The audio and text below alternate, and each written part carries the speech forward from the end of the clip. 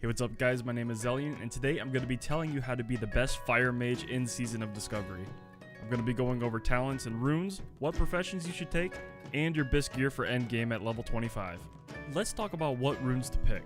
We'll be taking Burnout for our chest rune, Living Flame for our leg rune, and Living Bomb for our hand rune. So to start off, we go 16 points into the fire tree. I've seen some people making videos of them going into the frost tree for whatever reason, even though we literally get hit cap from the BFD world buff and our mana oil. Don't listen to those other guys. Before we talk about the best gear for us to grab, let's quickly talk about which professions we should take. It's pretty obvious, but I'm gonna say it anyway. We absolutely want to take engineering and tailoring. Engineering is quite literally the best profession in the game with gear we can craft and other little goodies to min-max our DPS. Tailoring will be giving us the ability to craft some really good BiS pieces and the new Void Touch items. Now let's get into the fun part, the gear. For our Helms, this is where our engineering is going to come in handy. We're going to want to craft the Shadow Goggles as a placeholder until we either get the Twilight Invoker Helm or our Absolute BiS Helm, Rakamar's Tattered Thinking Cap. So for our next slot, we really only want the Jagged Bone Necklace, which drops in the new BFD raid and has a 15% chance to drop. There are some random green BOEs that you may get along the way leveling or on the auction house that can be placeholders until you snag this.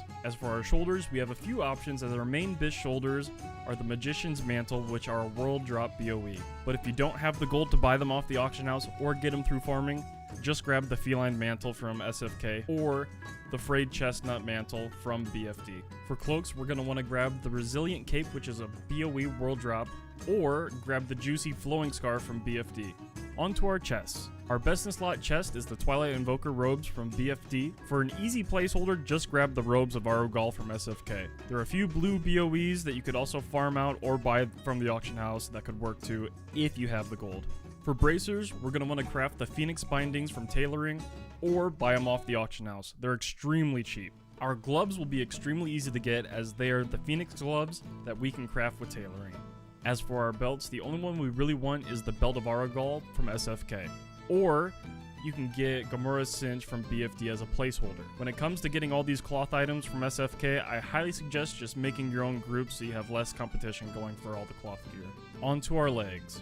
Again, pretty simple to get. Our absolute BiS is Smoldering Pants that have a 2% drop chance from the Crimson Whelps and Wetlands, or just simply craft the Phoenix Pants from tailoring. For our boots, we're going to want the Extra Planner Spider Silk Boots, which are a part of the new Void Touch tailoring items. These are going to be an absolute must.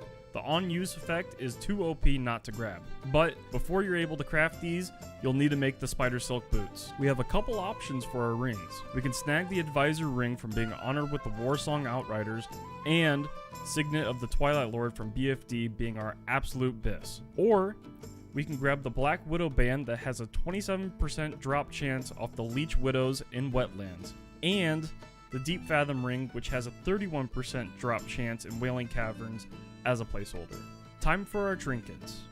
We're going to want to go for the Rune of Perfection, being friendly with the Warsong Outriders, and Invoker's Void Pearl that drops from BFD. There aren't many options for us, so this is the best we can get. Now for the best part, our weapons. There are a few options we can go with. Our absolute BiS is the Rod of the Ancient Sleepwalker from BFD, but while you wait for that, your safe bet is to get the Crescent Staff from the Wailing Caverns quest. And to finalize our gearing section, we have our wands. Our BiS wand will be the Phoenix Ignition from BFD. There are plenty of green wands you can grab from the auction house as a placeholder till you get it. I hope this guide helps you absolutely crank some serious damage on the meters and simplify your Fire Mage experience for the first phase of Season of Discovery. Over the next week or so, I'll be going over different guides on Arcane and even the regen healing spec. As always, drop a like on the video and comment below what you're going to be playing in Season of Discovery. My name is Zelian, and I'll see you guys in the next video. Bye!